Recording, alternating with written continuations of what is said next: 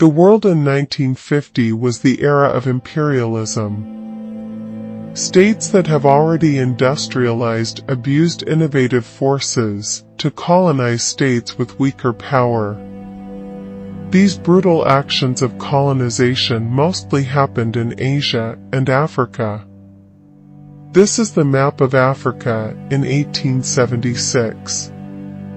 It had started to tear up since the late 19th century by the European forces. The story of Xhosa cattle-killing movement is set in this era.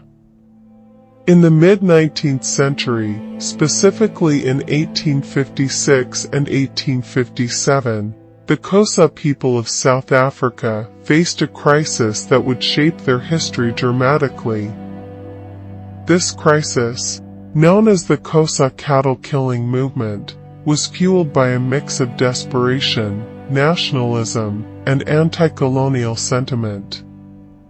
This incident was the result of conflict between European imperialism in Africa and the strong anti-colonial sentiment of the natives.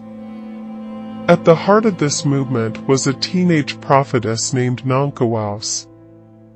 One morning, she and her friend went to the river to get water for the crops and claimed to have received visions from the ancestors.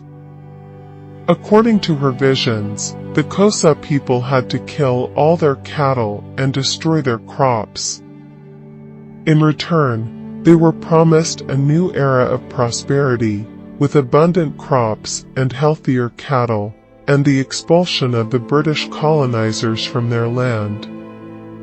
At first, nobody believed her. However, over time Xhosa people, already suffering from the ravages of British colonialism and facing severe economic hardships, saw Nonkowaus' prophecy as a beacon of hope in the darkness. Many Xhosa leaders and ordinary people believed in her visions and followed her instructions. Various sections of Xhosa people slaughtered almost all of their enormous stocks of cattle and destruction of crops from April through June of 1856.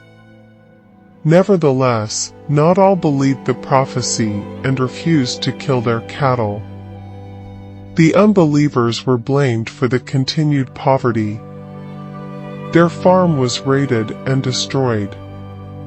Meanwhile, Nonkowaus was told another message from the spirit that the sun will turn red on February 18th, and the ancestors will rise from the ocean and the new cattle. Killing had reached its climax. However, the promised prosperity never came true. Instead, the Xhosa people faced even greater hardships, with tens of thousands dying from starvation and disease.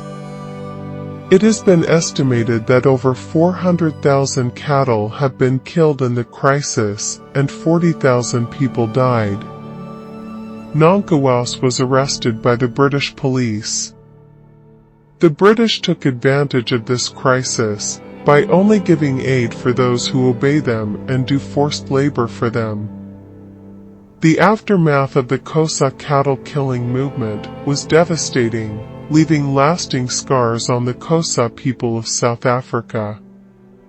The movement left only the loss of tens of thousands of cattle and widespread famine. As the Xhosa people followed the prophecy, hoping for salvation, they instead faced starvation and suffering.